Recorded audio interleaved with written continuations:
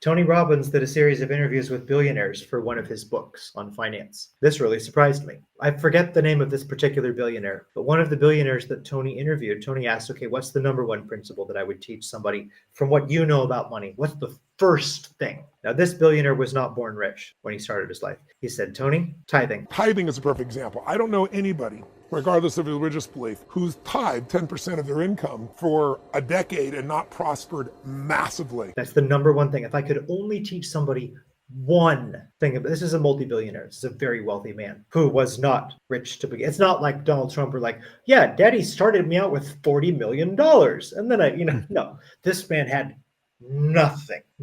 And he's a multi-billionaire. He said, Tony, that's the first thing I would teach.